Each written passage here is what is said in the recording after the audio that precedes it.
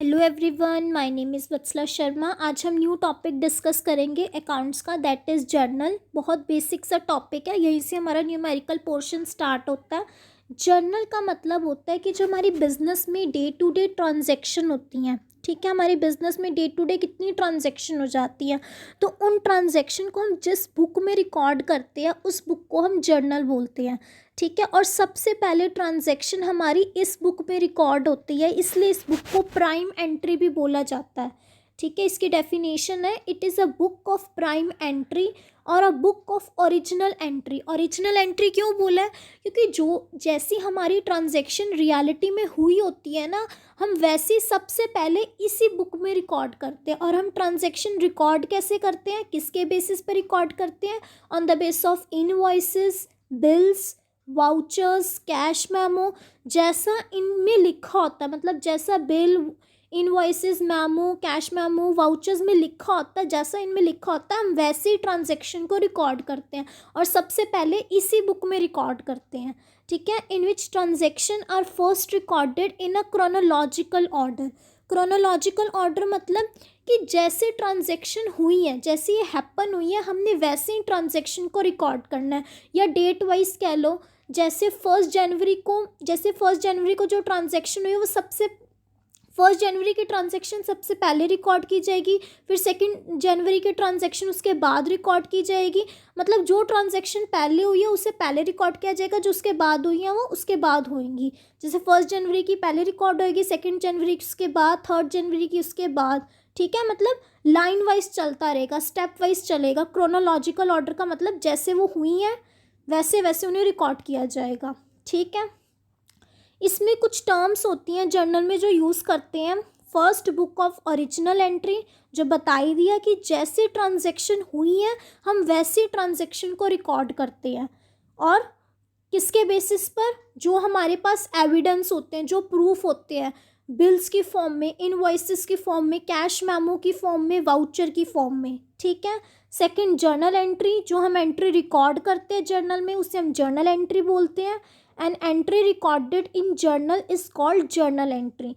Journalising the process of recording transaction in a journal, जो हम हर बार record करते रहते हैं। हमारी बिजनेस में तो कितनी ट्रांजेक्शन होती है, हर बार हम ट्रांजेक्शन को रिकॉर्ड करते हैं, तो इस प्रोसेस को रिकॉर्ड करने, इस प्रोसेस को जर्नलाइजिंग बोलते हैं। मतलब जो हम ट्रांजेक्शन को रिकॉर्ड करते रहते हैं बार बार, इस प्रोसेस को बोलते हैं जर्नलाइजिंग। ठीक है, पोस्टिंग, मतलब दो बुक्स होती हैं हमारी, एक होती है जर्नल, एक होती है लेजर। सबसे पहले हम ट्रांजैक्शन को रिकॉर्ड करते हैं जर्नल में, उसके बाद हम लेजर में पोस्ट करते हैं। सबसे पहले हमने जर्नल में रिकॉर्ड की ट्रांजैक्शन, फिर इन ट्रांजैक्शन की पोस्टिंग लेजर अकाउंट में होती है। और थर्ड होता है हमारा फाइनेंशियल स्टेटमेंट, ये हम आगे जाके डिस्कस करेंगे। ठीक है, पोस्टिंग में क्या है? The transfer of journal entry to a ledger account, कि जब जर्नल में सबसे पहले हमने ट्रांजैक्शन को रिकॉर्ड किया, उसके बाद इन ट्रांजैक्शन की पोस्टिंग जर्नल में हम करते हैं।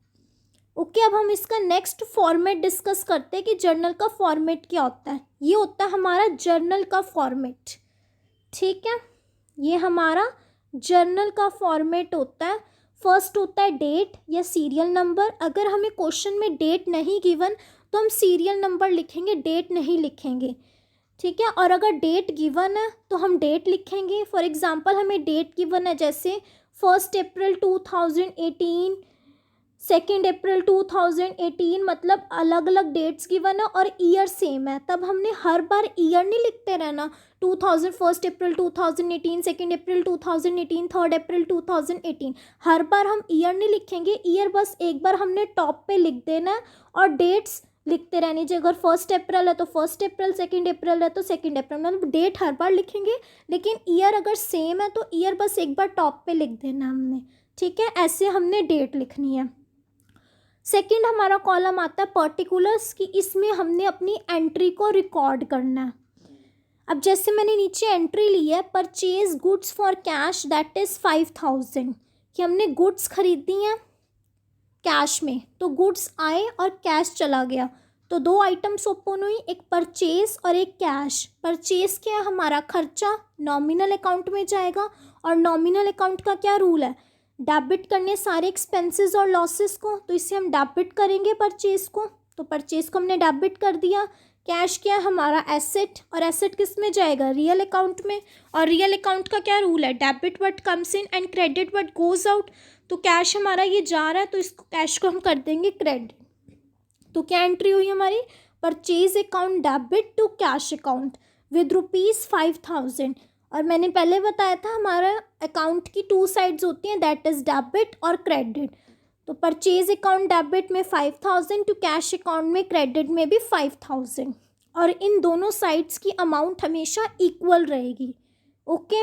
और नीचे हम नरेशन लिखते हैं, ताकि नरेशन हम इसलिए लिखते हैं ताकि हमें समझ आ जाए कि हमने एंट्री कौन सी की है, ताकि अगर कोई थर्ड पार्टी है उसको समझ आ जाए कौन सी ट्रांजैक्शन है। तो हम नीचे नरेशन में क्या लिखते हैं, बस आगे बीइंग लगा देते हैं, बाकी सारी ट्रांजैक्शन हमारी सेम रहती है।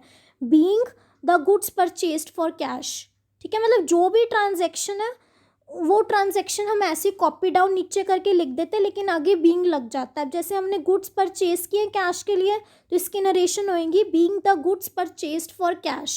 ओके। थर्ड हमारा कॉलम आता है लेजर फोलियो, मतलब लेजर का पेज नंबर। अभी मैंने बताया कि हम 2 बुक्स में ट्रांजैक्शन को रिकॉर्ड करते हैं। सबसे पहले हम जर्नल में रिकॉर्ड करते हैं, उसके बाद जर्नल से ट्रांजैक्शन लेके हम लेजर में पोस्ट करते हैं। तो अब ये ट्रांजैक्शन हमारी लेजर में जाएगी, ठीक है। अगर मैंने देखना है कि लेजर में मैंने कैश अकाउंट में 5,000 रुपीज़ मेरे कहाँ से आए हैं, तो मैं क्या करूँगी, यहाँ पे पेज नंबर डाल दूँगी। सपोज करो मैंने यहाँ 4 डाल दिया कैश अकाउंट में, और परचेज अकाउंट में मैंने 5 डाल दिया। तो इसका मतलब क्या है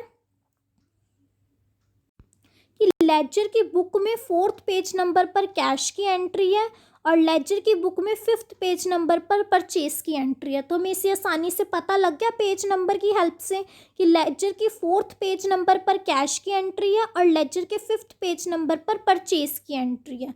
लेजर फोलियो का ये यूज़ होता है। वैसे अभी हमारा कोई यूज़ नहीं है, कंपनी में होता है इसका यूज़, कि हम तो इसमें वैसे अकाउंट्स वगैरह बना रहे हैं, ठीक है।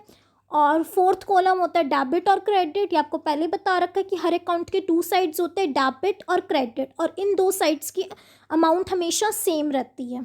ओके। तो आज बस मैंने आपको इतना ही कराना था कि हम जर्नल होता क्या है और उसका फॉर्मेट क्या होता है। अब आने वाली नेक्स्ट वीडियोस में मैं आपको इसके क्वेश्चंस कराऊंगी कि कैसे हम ट्रांजैक्शन को रिकॉर्ड करते हैं जर्नल में। I hope you will like this lecture. अगर आपको मेरा लेक्चर अच्छा लगा तो प्लीज़ मेरे इस चैनल को सब्सक्राइब कीजिए, लाइक कीजिए और शेयर कीजिए फ्रेंड्स।